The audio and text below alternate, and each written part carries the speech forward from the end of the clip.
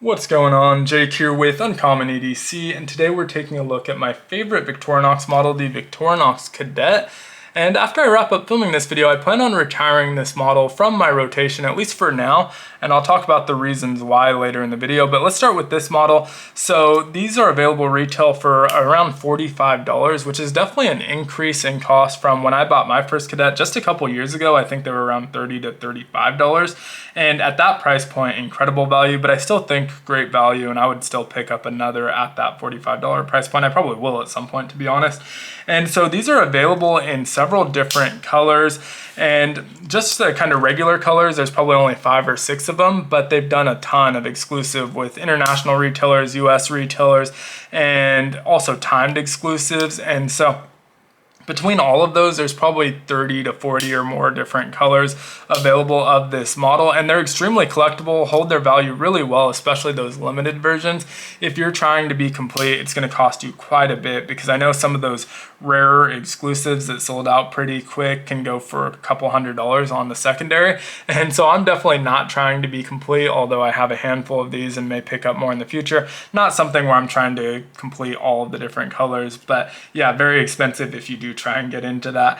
Now, mention this being my favorite model, there's a couple of things that go into that, but they all boil down to really 2 things. One is the tool set on here, of course, probably most importantly, but 2 is just the overall carryability of this knife. And so that starts with the keychain, which they are listing as a function, one of the 9 functions of this knife. I don't necessarily consider it a separate function usually, but I do carry these on my keychain, and so it's definitely serving a function, so I guess it counts. But that's the kind of start of it, is that they're very easy to carry. Now, a lot of that goes into the size of this knife as well. So this is based on their 84mm platform, which doesn't seem that much smaller than the 91mm, but it's a really nice in-between size while still getting a full-size blade in here. And so I can tell the difference in my pocket. I think it's a better size platform for me, just kind of a more medium size. This is 3.37 inches in that closed position if you're here in the US. And so still allows you to get a pretty decent sized blade in there. Now, the other factor is the scales. These are Alox scales, which are impossibly thin, incredibly thin, and pair that with the fact that this is only 2 layers makes this just a crazy thin knife, and so definitely like that about it. Now, I know they make single layer Alox models, and that would be even thinner, but I feel like that's too limiting for the tool set, that we'll never get one with a tool set that's just right in the single layer, because most of the time, or I think in every instance, that main tool on a single layer is going to be your blade, and they're going to squeeze in one small tool that may serve 2 or 3 functions, but still going to be pretty limited overall. So I think this is just kind of the perfect size.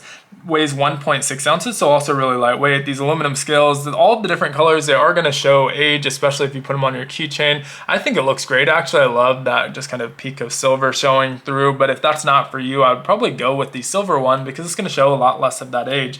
Now, let's get into the tool set. I think I already mentioned this is 3.37 inches enclosed. We get a 2.5 inch blade on there, so nice size. So that's a big advantage. Obviously, the smaller SD, classic SD, has an Alox version, and you can get a blade on there, but you're gonna get a much smaller blade. This one's still 2.5 inches, which is really nice, usable blade. And the thing about Victorinox, even more so than like a traditional slip joint, is these are very office friendly, unintimidating knives. I think when people see Victorinox, they think multi-tool. Even with some slip joints, they're thinking knife first, and can still be a little bit intimidating, and that's really not the case at all with Victorinox. Not a huge factor for me, since I don't work in an office, but if you are someone who works in an office, constantly pulling them out, and maybe they have strict rules on knives, I think you're less likely to raise any eyebrows with a Victorinox than any other knife. And so really nice knife on here. They use a stainless steel. I forget what it is always. I probably should have written that down, but I think it's something with a decimal point, either 1.4116 maybe, or 1.4110, I don't know.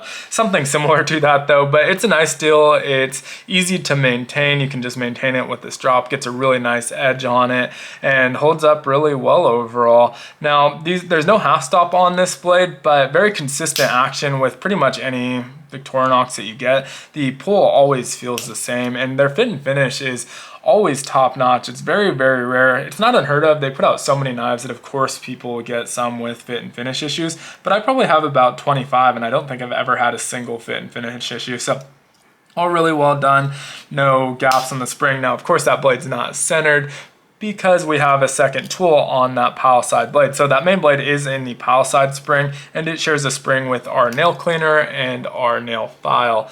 And so the file is really nice for cleaning your nails, so is the nail cleaner, but that one also serves a few other functions. I found that this one works well as a Phillips screwdriver in some screws, not as well as the other one we're going to see, but it does work on some deeper Phillips screws, and so that's really nice. It's also really great for kind of just getting things out of small cracks and crevices. Like if you drop something small in a crack in the cement or a crack in wood, you can just kind of scrape this out and push it right out without having to put your finger in there, which especially on wood is going to leave you open to getting splinters and stuff like that. So it may save your fingers. And so I really like that tool. On the mainspring on this show side, we do have a can opener, which gets almost no use as a can opener. I don't think I've ever opened a can with a Victorinox can opener. I definitely should. I know they work well. I just tend to open cans at home and use the one that we have in the kitchen, and so never really get to it, but I probably should test that out. But more importantly for me on this one is that small screwdriver. Extremely versatile, probably the most versatile tool on this. So obviously it's a flathead screwdriver and it works great for small flatheads, but it can also double as a Phillips screwdriver. And I find this one to be even more versatile because it's so thin and not as deep as that other one that it works on some pretty small Phillips. You'd be surprised how many that one works on. And so probably my favorite tool on there. But then we have our cap lifter as well. This is the only one with a half stop. I think that's because we have the wire stripper on here, so you can use that with the blade. I've never used the wire stripper either, but do occasionally get some use out of the cap lifter. I don't open that many bottles, so not a ton. But this one also has our large flathead screwdriver, and another really nice one. This one's not gonna double as much as a Phillips, although I guess with some really big ones it might. I don't think I've ever used this one as a Phillips, but really nice size flathead. It works obviously with like base plates on cameras, your light switches, your sockets, and that sort of thing. It's just a really versatile size for a flathead, and so really nice as well. Now, if I could add one tool to this, it would be a pair of scissors, but again, I don't really want to compromise with that third layer. So I think this is as close to a perfect tool set as you can get and still maintain this size. Now, why am I switching if that's the case? Why am I pulling this out of the rotation? The reason's pretty simple. Honestly, it has more to do with YouTube than preferences, and that's that on a day-to-day basis, I wake up and I choose a new knife each morning. I don't carry the same thing every single day. The exception is my wallet and my keychain. And so I've been doing kind of longer term reviews on wallets where I only switch them out every 1 to 3 months, and then flashlights as well every 1 to 3 months. Small flashlights, I still carry a full-size flashlight as well. But this is one thing that's just been residing on my keychain forever. A couple different models of this. I've done the classic SD, although I've never done a video on that. Maybe I should.